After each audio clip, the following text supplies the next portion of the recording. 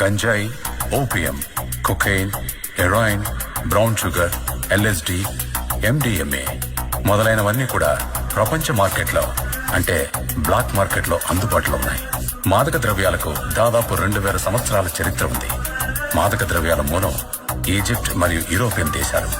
ప్రపంచానికి మాదక ద్రవ్యాలను పరిచయం చేసిన వారు వారే. ఇది మొదట్లో సైనికులు ఉపయోగించే యుద్ధ ఔషధం. వారు దీన్ని రహస్య యుద్ధ బూస్టర్ అని పిలిచేవారు. దీన్ని సేవించిన సైనికుడు రాజు అయ్యాడో లేదో తెలియదు, కానీ అతను రాక్షసుడుగా మారాడని ఒక సామెత ఉంది. ఈజిప్ట్ నైలు నది ఒడ్డున మన ఓపియం అని ఎండిన పువ్వు మొదటిసారిగా మాదక ద్రవ్యంగా మారింది. అలాగే నేడు దాని చుట్టూ నెమ్మదిగా తిరుగుతున్న ప్రపంచం దాన్ని వేగంగా దాని చుట్టూ తిరిగేలా చేసింది. ఈజిప్ట్ నుండి యూరోప్ వరకు, యూరోప్ నుండి గ్రీస్ వరకు, గ్రీస్ నుండి ఆగ్నేయ ఏషియా వరకు, మరియు అక్కడ నుండి భారతదేశానికి. ఈ మాదక ద్రవ్యాలు వేర్లు, మొగ్గలు మరియు పువ్వుల రూపంలో సరిహద్దుల్ని దాటాయి. అలాగే నేడు అంతర్జాతీయ మార్కెట్లో కోట్ల విలువైనవి. ఈ మందు అన్ని దేశాల్లో ఒక్కడుగు ముందుకేస్తే మన దేశంలో ఇది 2 అడుగులు వేసింది.